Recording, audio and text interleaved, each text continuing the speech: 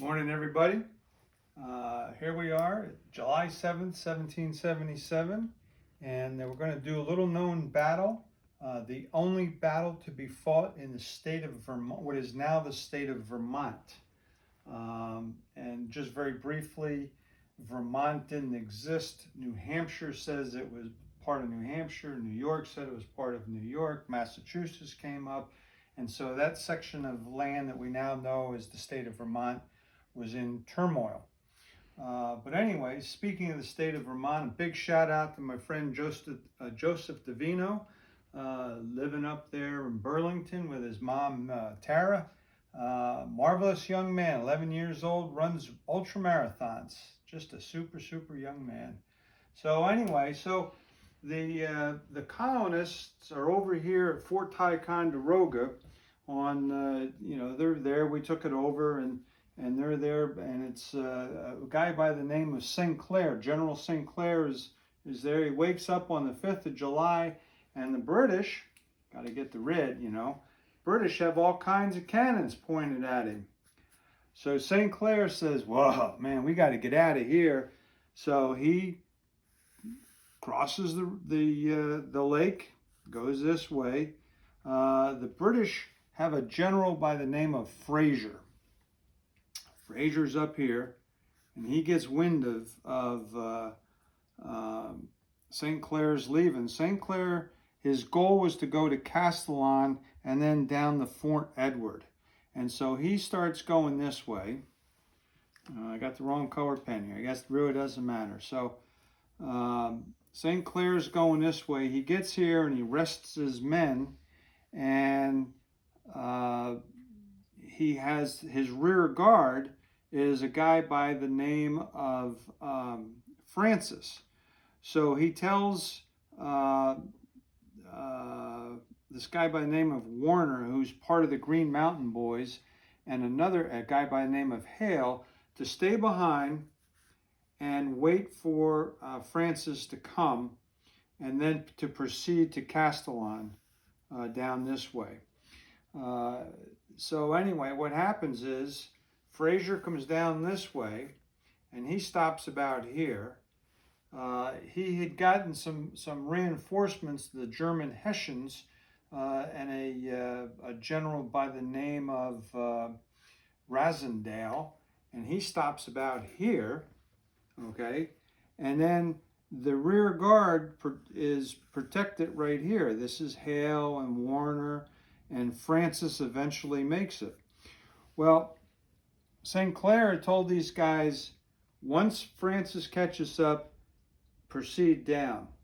Well, Warner says, I'm not going any further. I'm exhausted. I'm tired. The troops are tired. So they make camp here. Now, Warner is a Green Mountain Boy. He's a gnarly old kind of guy, fought in the French and Indian War. Hale is from New Hampshire. He's a relatively newcomer to this war thing. And Francis, he's also new. So they end up camping here. Fraser's right behind him. He's right here. So anyway, so Fraser says, I'm going to get up at 3 o'clock in the morning, and I'm going to march, and I'm going to catch these guys. Because he doesn't know if the whole army is here or just this little force.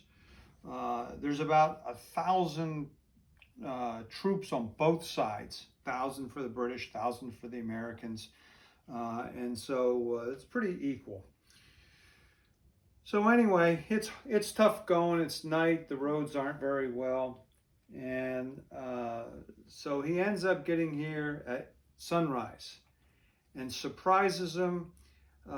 So Hale gets Warner gets his guys, gets them in defensive positions, and they're just fighting back and forth. There's this battle going back and forth.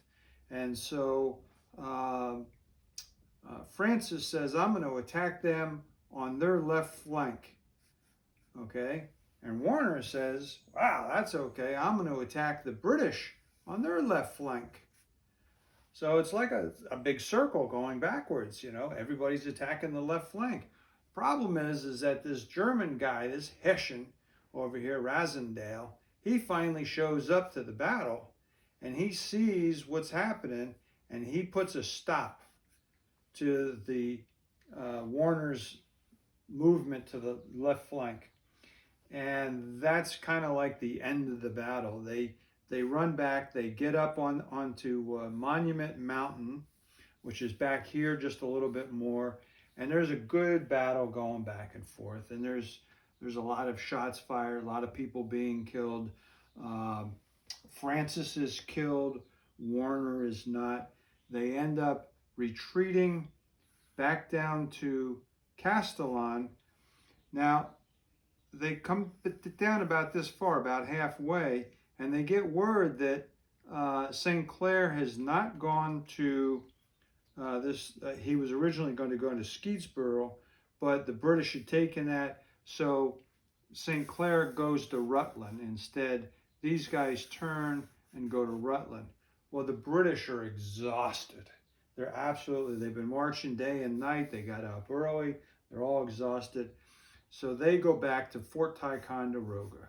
Fraser and the Hessians, they take 200, almost 300 prisoners. So they have to take those back as well.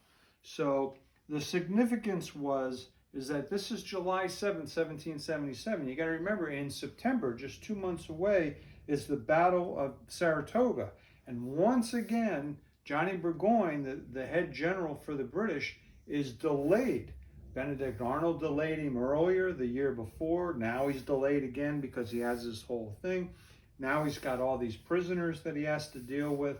So he is slowed down once again. So that's the Battle of Huberton. It's the only battle in Vermont. Now, some people are going to say, what about the Battle of Bennington, which is, as we know it, in the state of Vermont? Well, the actual Battle of Bennington was fought on both sides of the Hudson River.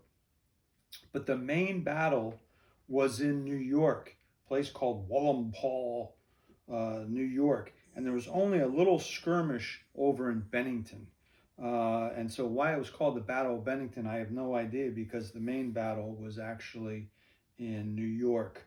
And so that's why we can claim that Huberton was the only battle ever fought in the state of Vermont.